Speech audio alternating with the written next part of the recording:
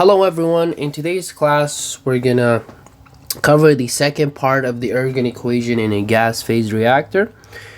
So just to recap what we did last class, we found the dx over dw equation, which is basically the mole balance of a packed bed reactor in a gas phase. And we found that dx over dw is a function of conversion and pressure. Now, in order to solve this equation, we need to relate pressure to mass. And in order to do that, we need a second equation, which is dp over dw, in order to solve the first equation. Okay, so in this class, we're going to use the Ergun equation, which is dp over dz, and convert it to dp over dw. But before we do that, we need to first understand what the Ergun equation is, the constant variables in the equation, and the variables that are a function of pressure. And then we can rearrange it in terms of mass. Okay, so let's go ahead and start by explaining what the Ergun equation is. The Ergun equation is basically an equation for packed bed reactors to study the pressure change throughout the reactor. So basically it states that, hey, as the axial distance in the reactor increases, that the pressure drop decreases. Okay, so it relates the distance to pressure. But the thing is, as the distance increases, there has to be variables here that depend on the distance of the reactor in order to change the pressure. So let's figure out what variables are those. Okay, starting with the superficial mass velocity. So that is a area of unit mass, the velocity of an area of unit mass. So basically the velocity of mass at point A to reach point B or point 2. Okay, now it is constant, but you might say, hey, since the density changes as the pressure changes, how can the superficial mass velocity be the same? How can the mass be the same? Well, due to the law of conservation, mass coming in has to be the same as mass going out. Now, yes, so mass is basically density times volumetric flow rate. It must equal the mass at point 2, which is density of point 2 times volumetric flow rate at point 2. So the density could increase at point 2 due to pressure drop, but the volumetric flow rate will accommodate for that and will decrease in order for this mass here to equal the initial mass. So the superficial velocity is a constant. Okay, the density is definitely not a constant. It changes with the distance. So, and we need to change this density in terms of pressure. So we'll write varies. Okay, GC is definitely a constant. It's the gravity. Particle diameter, that's a constant. That's basically the diameter of the packings inside the packing reactor, the packed bed reactor. Okay, void fraction, that's the distance between the packings inside the reactor. So if the packings are uniform throughout the reactor, this will definitely be a constant. Viscosity is a function of temperature, and since we're assuming our derivation to be in an isothermal reactor, the viscosity will also be a constant. Okay, and those are all the variables. So the plan is to change the final density in terms of pressure.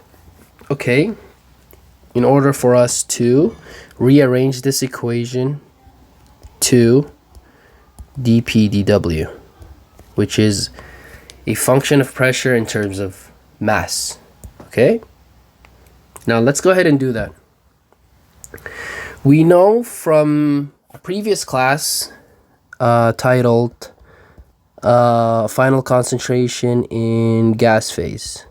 Okay, so go back to that if you have any misunderstandings with the next part. We know from that previous class that initial density times initial volumetric flow rate will equal to the final density at any point times the final volumetric flow rate at any time.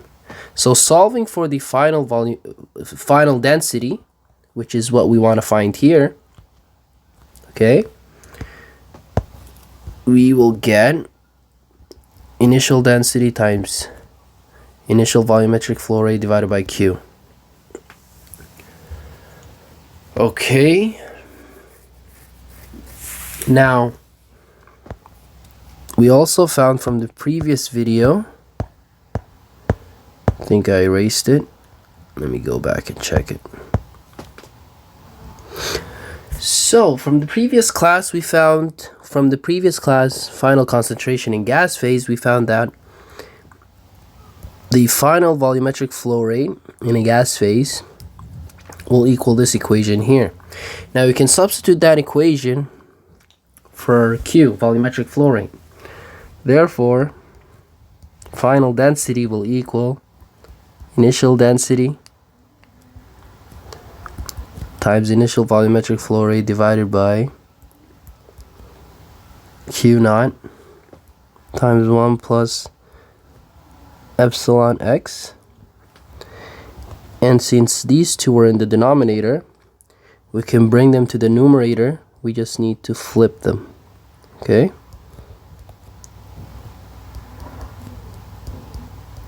Okay, so that is, these two can cancel. That is our final density in terms of pressure. It's also in terms of temperature, but as I said, we're assuming temperature to be isothermal.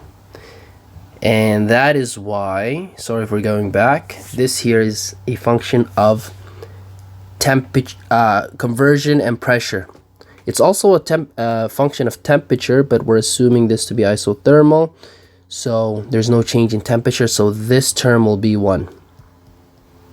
Oops. This term will be 1, okay? Later on in the chapter, they also consider change in temperature, but we'll look at that another time. Okay, so for now, we're just assuming that this term here is 1. Okay, so we have written the final density in terms of as a function of pressure. Now we can substitute that into the Ergun equation. Okay, let's move this guy up here. Okay, let's substitute this with this equation. Therefore, dP over dz will equal negative g divided by initial density gc dP. Okay, this term and these two terms, I'll put them up here, times 1 minus void fraction divided by void fraction cubed times 150 1 minus void fraction times viscosity divided by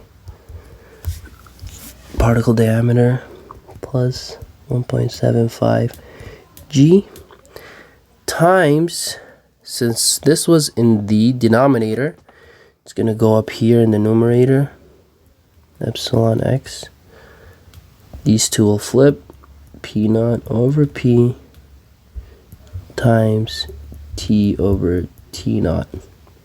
T over T naught. Okay.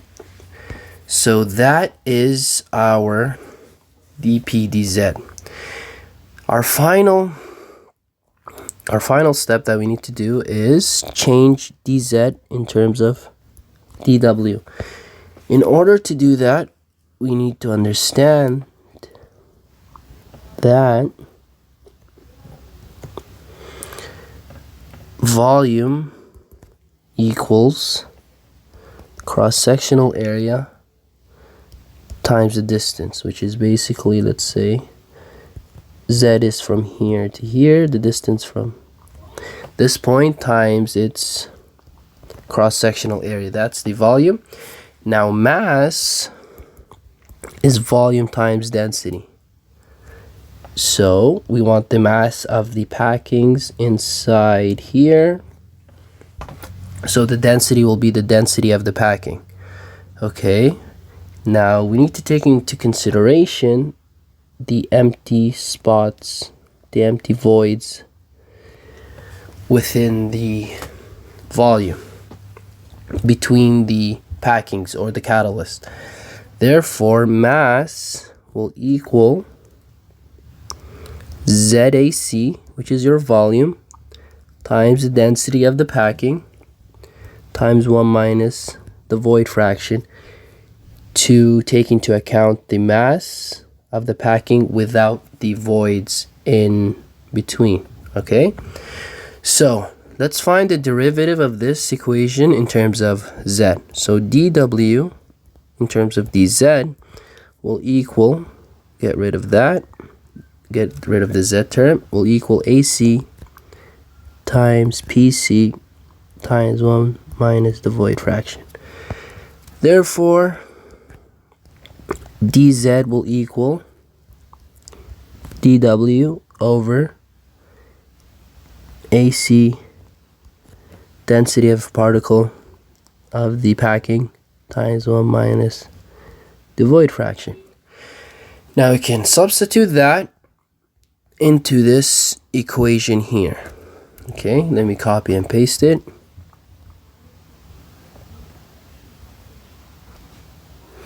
Copy,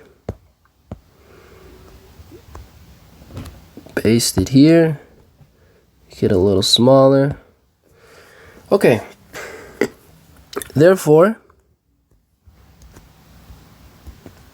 dP, let me go a little bit down, dP over dz, instead of dz I'll substitute that, which will be dw, I'll move the denominator to the top, dw times AC PC 1 minus the void fraction will equal the right side. That hasn't changed. Okay, now I'll move this to the right side and I'll get dP over dw equals negative g divided by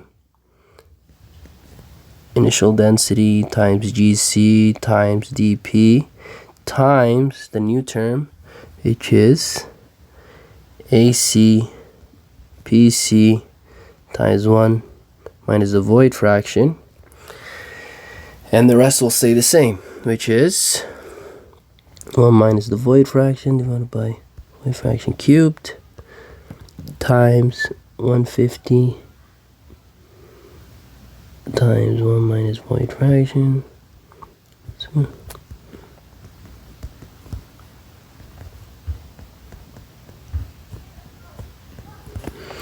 times 1 plus epsilon x times P naught over P times T over T naught. Okay, and that is our dP equation. We can simplify it even more by representing a sum of constant with a single variable, but that is our dP. We'll do that in the next video. That is our dP/dW, okay, term, which we'll use it to solve our first equation, which is dP over dx. No, sorry. dx over dW.